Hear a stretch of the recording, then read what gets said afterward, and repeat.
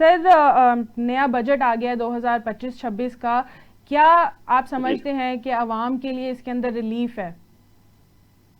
नहीं, पहली बात तो ये है कि जो बजट मौजूदा आया है इसके लिए जो शरह नमू है वो 4.2% रखी गई है, जी। जो कि कतई तौर पर हासिल नहीं हो सकेगी। हम्म। पूरी दुनिया में ये बात वजीर खजाना की दुरुस्त है कि पूरी दुनिया में इस वक्त शरह नमू जो है उसमें ग्रोथ रेट जो उसमें कमी आई है, क्योंकि दुनिया में जंगें भी हुई हैं, पाक भारत जंग भी हुई है। जी। रूस भी जो है यूक्रेन से लड़ रहा है, और अमेरिका में भी इस वक्त हालात अच्छे नहीं हैं। और भी कई जगहों पर थ्रेट्स आपको चल रहे हैं, ईरान और अमेरिका के दरमियान एक तफ्तीश चल रही है, गजा की सूरत आपके सामने है।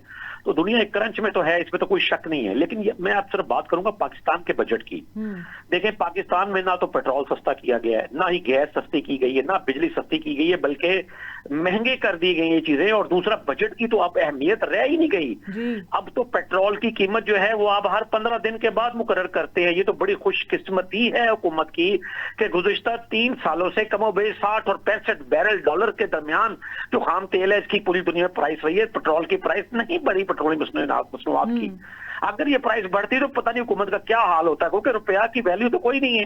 जी। आज मुझे बड़े हैरत ज्यादा रह गया हूं कि वजीर खजाना ने यह दावा किया है कि जो उनका ज़र मुबादला के ज़खायर बढ़ गए हैं, तो भाई रुपए की कीमत क्यों कम है फिर? हम्म। आप इसको भी तो बढ़ाएं।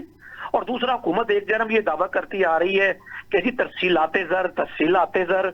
वो भाई ये रिमिटेंसेस तो इसलिए बढ़ गई हैं कि 22 लाख बंदा 3 साल में पाकिस्तान से बाहर भाग गया है। जी। लोग इसे कहते हैं जी, कुछ लोग कहते हैं जी ये ब्रेन ड्रेन है, कुछ लोग कहते हैं जी ये ब्रेन गेन है। मैं कहता हूं ये मिशन एस्केप है नौजवानों का।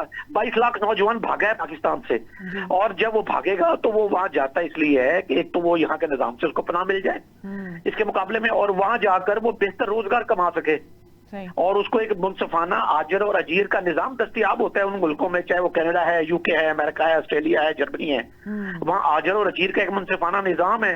15 रोज बाद तनख्वाह मिल जाती है, हफ्ते बाद तनख्वाह मिल जाती है, महीने का चक्कर नहीं है। और जो मजदूरी तय होती है वहां पर मिलती है, वहां कोई फेयर वर्क का सिस्टम है। दूसरा, यहाँ हमारी तरह नाइंसाफी नहीं है, हम्म। पे डे मुकर्रर है उनके। तो वो जो वहां जाते हैं तो वो जाके फिर अपनी फैमिलीज को रुपए भेजते हैं। हम जी। तो खुश हो रहे हैं जी, 38 अरब रुपया जी तरसीलाते ज़र का हो जाएगा।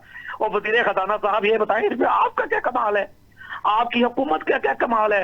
ये तो वो हमारे 1 करोड़ 5 लाख पाकिस्तानी हैं जो बाहर जाकर बतौर ओवरसीज तरसीलाते ज़र भेज रहे हैं। आपने इसमें क्या किया है?